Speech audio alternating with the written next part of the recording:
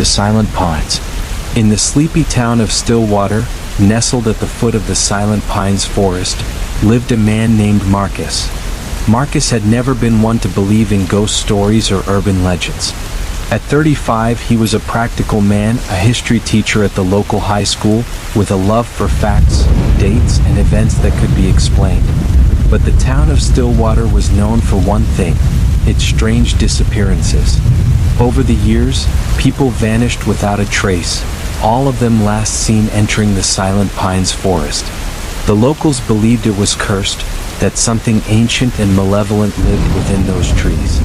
But Marcus didn't buy into that. He chalked it up to folklore, stories spun to keep kids from wandering too far into the dense, untamed wilderness. Yet every now and then, curiosity would creep into his mind, especially when his students would gossip about the forest during lunch breaks or after school. The most popular theory was about the Watcher, an old legend of an entity that supposedly stalked those who dared venture into the forest, watching from the shadows until their minds unraveled, leaving them lost forever. It was a brisk autumn evening when Marcus found himself walking home from work, his breath visible in the cool air. As he approached the edge of town, the Silent Pines loomed in the distance, their towering trees swaying ominously in the wind.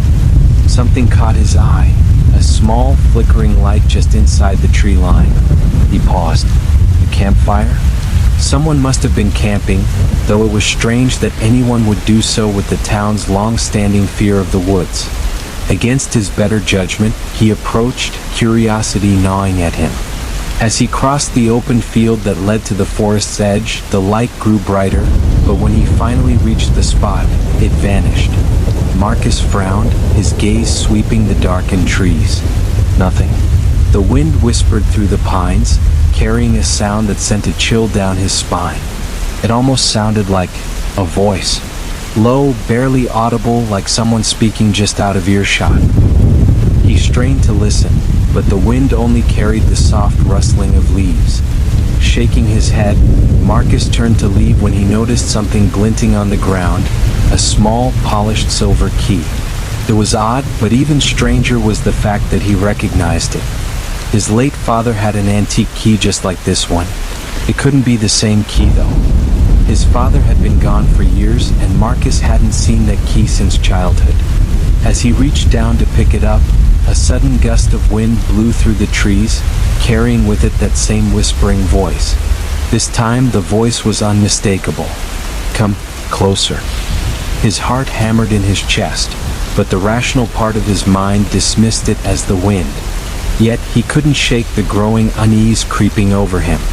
Against all logic, Marcus pocketed the key and hurried back home, the sense of being watched lingering long after he left the forest behind. That night, Marcus dreamt of the Silent Pines. He stood at the edge of the forest, the trees towering above him like silent sentinels. But in the dream, the forest was alive. Dark shapes moved between the trunks, whispering, watching. The air felt heavy, oppressive, as if something ancient and malevolent was waiting just beyond the shadows. When he woke, drenched in sweat, the key was still in his hand, its cold surface almost burning against his palm. Something wasn't right. The dreams, the whispers, it all felt too real, too vivid. The next day at school, Marcus was distracted. The whispers from the forest seemed to follow him, a constant hum just below the surface of his consciousness.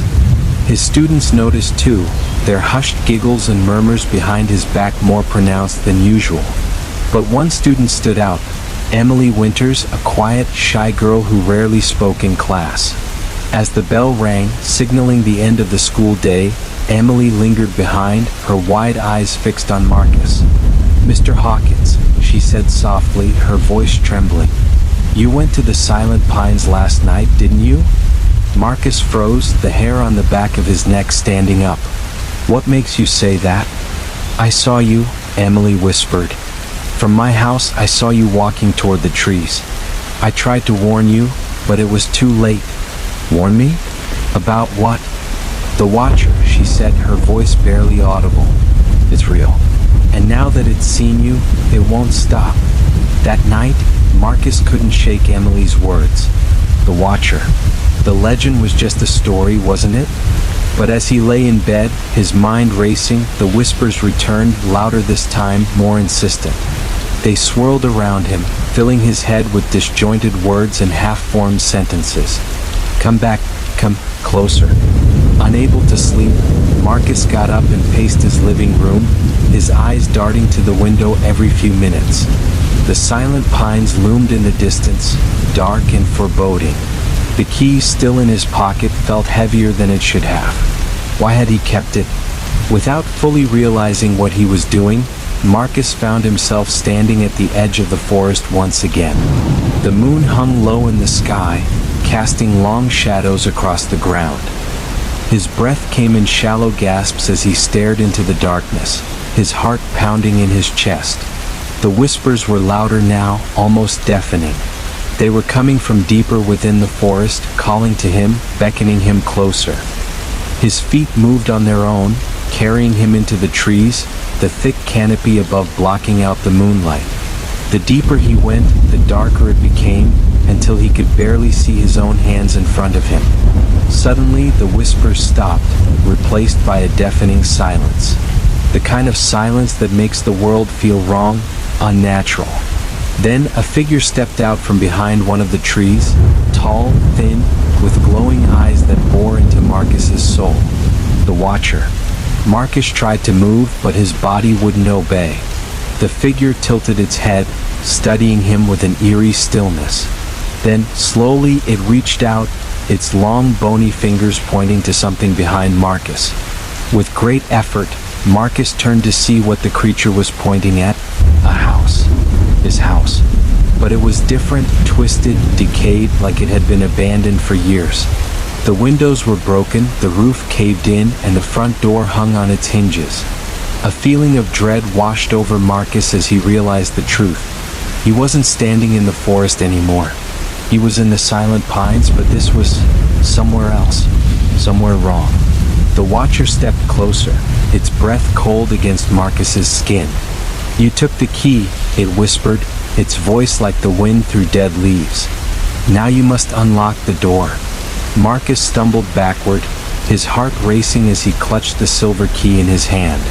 The door to the decayed house stood before him, its wood splintered and warped. He knew deep down that if he opened it, something terrible would happen. But he had no choice. The Watcher was closing in, its eyes glowing brighter, more intense. With trembling hands, Marcus inserted the key into the lock. The door creaked open, revealing nothing but darkness beyond. A low, guttural growl echoed from inside, and the ground beneath his feet began to tremble. Before he could react, something grabbed him from behind, yanking him through the doorway. The world tilted, spinning out of control as Marcus was pulled into the darkness. The last thing he heard before everything went black was the Watcher's voice, whispering in his ear, "You should have never come here." Marcus awoke in a cold sweat, his body shaking as he sat up in bed. The room was dark, the only sound the faint rustling of leaves outside his window. For a moment, he thought it had all been a nightmare, a product of his overactive imagination. But then he looked down at his hand. The silver key was still there, its surface cold against his skin, and the whispers had returned. Weeks passed, and Marcus was never the same. He barely slept, the whispers growing louder with each passing day. His students noticed, as did the other teachers, but no one dared ask what was wrong. They all knew the stories about the silent pines. They all knew the legend of the Watcher. One evening, after another sleepless night, Marcus found himself standing at the edge of the forest once more. The key was heavy in his hand, the whispers louder than ever. He knew what he had to do. This time, when he entered the forest, he didn't hesitate. He walked straight into the heart of the silent pines, the trees closing in around him like a living nightmare. The Watcher was waiting, its glowing eyes watching from the shadows. Marcus didn't stop. He walked deeper and deeper, until the whispers became screams, until the world around him twisted and warped into something unrecognizable. And then, just as before, the Watcher stepped forward. "You've returned," it whispered, its voice filled with a twisted kind of satisfaction. Marcus nodded, his hand clutching the silver key tightly. He had come to understand the truth now. There was no escaping the Watcher. There was no running from the silent pines. The door was waiting for him, and this time he would unlock it. As the Watcher loomed closer, Marcus stepped forward. "You've returned," it whispered, its voice filled with a twisted kind of satisfaction. Marcus nodded, his hand clutching the silver key tightly. He had come to understand the truth now. There was no escaping the Watcher. There was no running from the silent pines. The door was waiting for him, and this time he would unlock it. As the Watcher loomed closer, Marcus stepped forward, his heart pounding in his chest. The darkness swallowed him whole, and the last thing he heard was the sound of the door creaking open. And then silence. The town of Stillwater continued on, unaware of what had happened to Marcus Hawkins. He had simply disappeared, just like all the others before him. The silent pines stood tall, their shadows long and dark, hiding the secrets that would never be told.